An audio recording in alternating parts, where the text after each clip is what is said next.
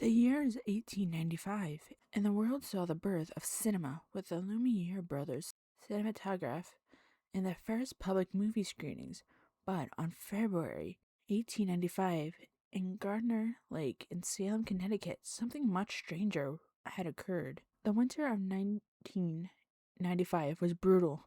It brought in below freezing temperatures and high winds and 10 inches of ice on rivers and lakes. The story goes that in 1896, a grocer in Nantucket named Thomas LeCount wanted to move his summer house from the south shore of Gardner Lake in Salem to the land he owned on the east side. For this project, a contractor from Norwich named Woodsmansey was hired because it was less expensive to move the house over the ice rather than traveling on the road. Woodsmansey decided to take the house over the frozen lake. Paths were shoveled, horses and cables were brought in, and a crew of men were assigned. On February 13th, the work began. About 3/4 of the way across the lake, the 20-ton house, sitting on skis or runners, slid into a snowbank. When they tried to pull it out, the ice started to crack during their attempts. One version of the story I found said that Thomas LeCount was not happy with the available technology that would elevate the house onto rollers and haul it over land, and it was his insane plan to take the house over the lake when the temperatures froze the lake solid. The sun was setting, it was getting dark, so they ended up abandoning the project for the night. The Falls Mill, Norwich, has water rights to the lake. They were oblivious to the house-moving venture that was going on. Overnight, it drains substantial amounts of water at the dam.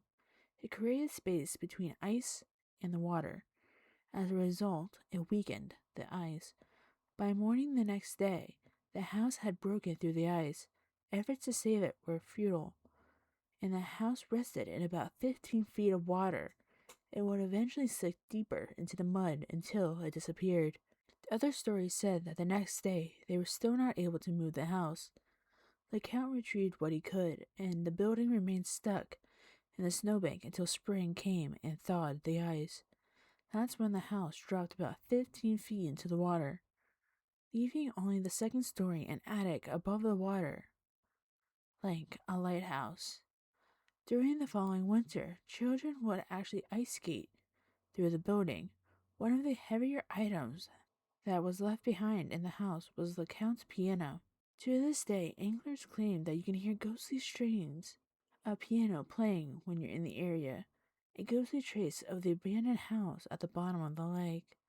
According to popular legend, it says that it took years for the house to settle, and skaters and swimmers enjoyed the visible top half of the house above the water. In recent years, divers have explored the sunken house. They have retrieved pieces of pottery, a door, a shotgun, and shingles from the roof. What do you think?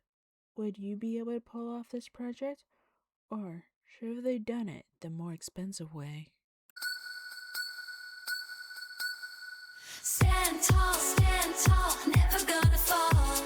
Determination in our eyes, we'll rise above it all. Stand tall with the challenge we face. We stand proud and chase.